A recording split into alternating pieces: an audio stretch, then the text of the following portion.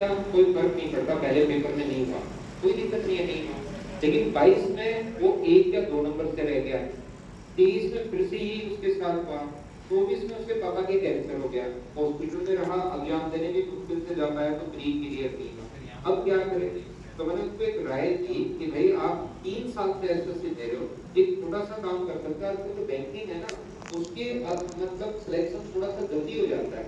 तो एसएससी 3 साल मुझे दे चुका था, फर्स्ट टाइम आता है, तो बच्चों में देखो पूरा फोकस सिर्फ एसएससी पर दो, और कोई भी साथ आपको एग्जाम नहीं देना। लेकिन 3 एग्जाम दे चुका था, कभी 1 नंबर से रह गया, कभी 2 नंबर से रह गया, कभी कोई प्रॉब्लम हो गई घर पर, और जैसे 2-3 साल निकलते हैं ना, तो फिर पेरेंट्स की तरफ से भी नहीं, समाज की तरफ से दबाव बढ़ना शुरू हो जाता है। क्या तेरे को कहा था, तेरे पापा की ये कंडीशन अब हो गई है, तेरे को कहा था कि तू दुकान में बैठना शुरू कर दे, पापा की सोच थी, इतने दिन में तू काम समझ जाता, काम संभाल लेता, उनके भी टेंशन नहीं होती। तो उसको मैंने एक छोटी सी राय दी कि बैंकिंग के एग्जाम हो दे ले, और कल को मिठाई लेकर आया, आरआरबी पीओ में सिलेक्शन हो गया, बच्चे की सैलरी 89,000 से शुरू होती है, आगे की जरूरत नहीं है। तो ये कहना चाहता हूँ, छोटी सी राय से ना, एक हमारे छोटी सी राय से उस बच्चे की पूरी जिंदगी बदल गई। अगर मान लो इस बार भी वो एक आधे नंबर पे और रह जाता, तो फिर और बड़ी दिक्कत, और प्रॉब्लम होनी शुरू हो जाती। अब वो एसएससी भी कर सकता है आराम से अगर चाहे। आरआरबी पीओ के बाद साल भर उसको टाइम मिलता है, जब तक असिस्टेंट मैनेजर को रहता है, ब्रांच भी पूरी नहीं संभालते उसको, 2 साल बाद उसको मैनेजर बनाएंगे, पूरी ब्रांच खुलवाएंगे, जिम्मेदारी देना शुरू करेंगे। लेकिन शुरुआत में तो चीजें सिखाते हैं, मैनेजर पहली बार भी नहीं बनाते, असिस्टेंट मैनेजर बनता है। तो मतलब प्राइवेट से तो ठीक ही है ना, 89,000 मिलने शुरू हो गए, और अलाउंस वगैरह तो बहुत सारे मिलते हैं बैंक में। तो मैं आपको कहना ये चाह रहा हूँ, अगर आपको तैयारी करते हुए, आप में से भी किसी बंदे को तैयारी करते हुए, पहले देखिए सबसे पहले 1 साल तक एक ही चीज पर आप फोकस करो, 1 साल तक सिर्फ और सिर्फ एक ही चीज पर फोकस करो।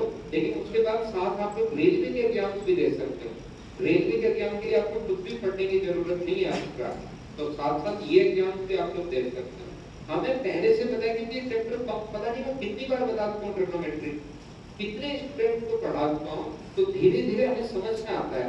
बच्चा कम पूछता है, लेकिन उसका चेहरा देख के समझ में आ जाता है इसको समझ में आया कि नहीं आया। लेकिन अगली बार हम लोग उसमें और इम्प्रूवमेंट करते हैं, अगली बार और इम्प्रूवमेंट करते हैं कि बच्चे को कैसे सिखाएं, क्योंकि मेरा काम है यहाँ पर चीजें सिखाने का। तो यहाँ पर ये तरीका इसमें होता है कि पहले 80 क्वेश्चन बच्चे से मैं पहले खुद करूँ, और उसको 15-20 क्वेश्चन में करवा दूँ, छोड़ के फिर को उनकी करके लाना, फिर 15-20 करवा दूँ, छोड़कर फिर को उनकी करके लाना, और ऐसा कम से कम अगर मैं 5-6 बार करवा दूंगा, और अगर किसी बच्चे ने 5-6 बार अगर ये क्वेश्चन कर लिए 1 से 80 तक, तो ऐसा हो ही नहीं सकता कि उसका दिमाग करना शुरू नहीं है। लेकिन कुछ बच्चे एकदम, जो मेरा विश्वास कभी नहीं तोड़ते हैं, नहीं करते मतलब नहीं करते हैं, एकदम ऐसे। कितने लोग हैं जिन्होंने एक भी क्वेश्चन घर पर नहीं किया, 1 2 3, देखो कितने लोग अपने पास आते हैं। ये लोग हाथ थोड़ा से ऊपर करते हैं, ऐसे ऐसे पूरा पूरा तो ऊपर करते हैं, जब ऐसे तभी सिलेक्शन हो गया, फिर तो ऐसे आएगा हाथ ऐसे। तो आप पढ़ो भाई, नहीं पढ़ोगे तो बताओ हम भी क्या कर पाएंगे। और धीरे धीरे मैं बता रहा हूँ, अभी आप छोटे बच्चे हो, 3 साल बाद जो जिम्मेदारियां, जो बर्डन आना शुरू होगा, वो झेलना मुश्किल हो जाता है, फिर चीजें बड़ी प्रॉब्लम हो जाती है, सिलेक्शन भी नहीं हो रहा, पेरेंट्स भी दबाव बना रहे हैं, शादी भी करनी है, समाज भी दबाव बनाना शुरू कर देता है ना, या शादी करनी है, शादी होनी भी नहीं, दोनों में ऐसा हो जाता है, सिलेक्शन नहीं होता तो फिर क्या तेरी तो हो ही नहीं रही है ना, सिलेक्शन ले लेता तो होता। देखो ध्यान से समझिए, बहुत सारी चीजें हैं जो आपको 5-6 साल बाद समझ में आएंगी। एक फॉर्मूला है अपने पास 10 a + b, 29 फॉर्मूले कल में लिखवा चुका था, ये 30 नंबर फॉर्मूला एक मैंने छोड़ दिया था कल, a + b बराबर, अगर कभी भी 45 डिग्री हो, 180 का 90 का लिखवा चुका था 45 डिग्री, तो बताओ 10a + b बराबर कितना होगा, दोनों तरफ 10 लगा दिया, फॉर्मूला बताओ, 10a + 10b अपॉन 1 - मैंने मैं याद क्या करवाना चाह रहा हूँ, मैं याद ये करवाना चाह रहा हूँ, ऐसा अगर कभी भी है तो 1 + 10a into 1 + 10b की वैल्यू अपने पास 2। अगर a और b को जोड़ने पर कभी 45 डिग्री हो रहा हो, तो 1 प्लस 10a और 1 प्लस 10b का मान 2 होगा। जैसे 1 प्लस 10 4 डिग्री